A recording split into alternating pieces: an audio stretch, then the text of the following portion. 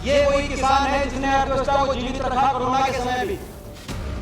ये किसान है जिसको उम्मीद थी आपसे कि आप किसान की आमदनी दुगनी करके वायदे दुगनी करने के अपने वायदे को निभाएंगे, मगर क्या हुआ? क्या ब्रेकअप है? क्या आधार है? कौन सा बेस है जिसके आधार पर आमदनी दुगनी होगी? किसान की आमदनी तो तब दुगनी होगी जब दाम दुगना होगा।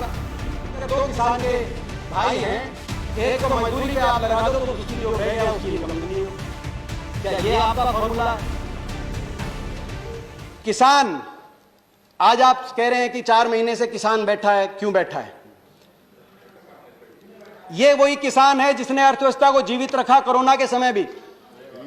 ये किसान है जिसको उम्मीद थी आपसे कि आप किसान की आमदनी दुगनी करके वायदे दुगनी करने के अपने वायदे को निभाएंगे, मगर क्या हुआ? आपने इस बजट के अंदर किसान कृषि क्षेत्र का आवंटन 8.5% घटाने का काम किया जब ये आंदोलन चल रहा था। आपने उसकी एमएसपी को स्वामीनाथन कमीशन के C2 के आधार पे, उस C2 खर्चे के आधार पे बढ़ाने की बजाय, उसकी आमदनी को दुगने की बजाय उसकी एमएसपी पे ही वार कर दिया। और अब एमएसपी बचाने की किसान लड़ाई लड़ रहा है। आपने एकदम उल्टा कर दिया। मैं इस पे किसान की आमदनी दुगनी पे भी कहना चाहता हूं। किसान की आमदनी दुगनी, मैं पूछना चाहता हूं इसका क्या ब्रेकअप है? क्या आधार है? कौन सा बेस है जिसके आधार पर आमदनी दुगनी होगी? मैंने अपनी तरफ से कोशिश करी, आप जवाब दे सकते हैं। 2015-16 में किसान की आमदनी लगभग 8,000 रुपए प्रति माह का आकलन किया जा सकता है। तो इस आधार पे 22 तक, जो अब 9 महीने ही रह गए, 8,000 प्रति माह से 16,000 प्रति माह होनी चाहिए। एक ये आधार हो सकता है। दूसरा आधार कि जितना भाव मिल रहा था किसान को, जितना गेहूं धान पे न्यूनतम समर्थन मिल रहा था, जैसे धान पे 1410 2015-16 में, 2022 तक वो दुगना हो जाए, क्योंकि किसान की आमदनी तो तब दुगनी होगी जब दाम दुगना होगा। तो 2022 तक ये 1400 से बढ़कर 2800 3000 तक हो जाए। उसके आसपास भी नहीं है, अभी 1868 रुपए धान का भाव है, ऐसे गेहूं की बात है। तो इन 5 साल में आपने भाव तो बढ़ाया 30% आमदनी दुगनी करने के लिए। भाव अगर नहीं बढ़ रहा तो आमदनी कैसे बढ़ रही है? और डीजल बढ़ा दिया 94%, जिसको डीजल की आवश्यकता है। डीजल इनपुट कॉस्ट तो बढ़ा रहे हैं, भाव बढ़ा नहीं रहे और कह रहे हैं आमदनी दुगनी। फिर मैंने देखा, खोजने की कोशिश करी कि कौन जिम्मेदार है सरकार में।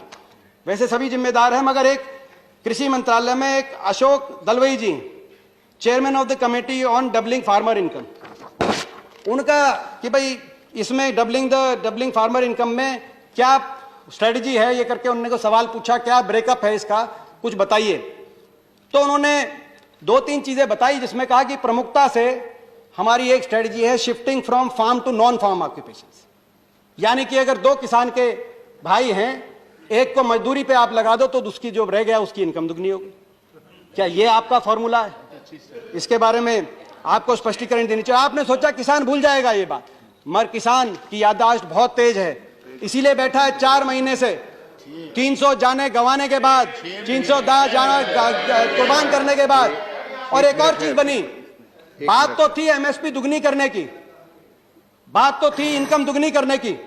मैं 2 मिनट में अपनी बात तो थी दुगनी करने की, मगर अब क्या हुआ? जैसे एक छोटा सा बच्चा चिल्ला रहा था, मलाई दो अपनी मम्मी से, रोटी लेके मलाई दो। उसके दादा ने पूछा क्यों चिल्ला रहा है? बोला मलाई मांगता है। तो बोला एक काम करो, इसकी रोटी छीन लो, फिर मलाई छोड़ देगा, रोटी चिल्लाएगा, फिर रोटी चिल्ला देना। या एमएसपी की बजाय, डबल करने की बजाय अब एमएसपी छीनने की बात आ गई। और मैं एक बात कहना चाहता हूं सदन के माध्यम से, अपनी बात को कंक्लूजन की तरफ लेके जाने के लिए। ये किसान 26 तारीख को 4 महीने हो जाएंगे, 4 महीने से बैठे, 300 से ज्यादा जानों की कुर्बानियां हो गई। मैं सरकार से आग्रह करना चाहता हूं, उपसभापति महोदय, मैं 2 मिनट में अपनी बात, 1 मिनट में अपनी बात मैं आग्रह करना चाहता हूं कि सरकार इन किसानों की सुने, संवेदनशीलता दिखाए, सदन से कम सहानुभूति का एक वाक्य, संवेदना का एक शब्द। 300 लोगों ने जान कुर्बान, क्या कभी किसी ने ऐसा आंदोलन देखा है? इतनी जानें कुर्बान करने के बाद भी 20-20 किलोमीटर का धरना आज है। आप संवेदना का एक शब्द करिए, किसानों की बातों को माने।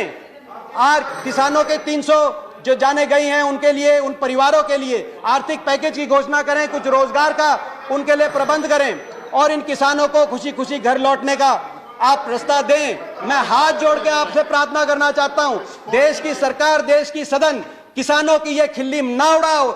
ये किसानों की खिल्ली उड़ाना आपको बहुत महंगी पड़ेगी। आज मैं कहना चाहता हूं, ये चेहरे देख रहा हूं मैं, जिस तरह से आप धन्यवाद किसान को माननीय दीपेंद्र सिंह जी, धन्यवाद। लौटने का आप मौका दें, धन्यवाद माननीय ताकि हम भी घर वापस खुशी लौट सके सदन से, और ये अर्थव्यवस्था को भी इस वित्त विधेयक में बदलाव करके दोबारा से पटरी पे लौटाने का आप रास्ता प्रशस्त करें। आपका धन्यवाद।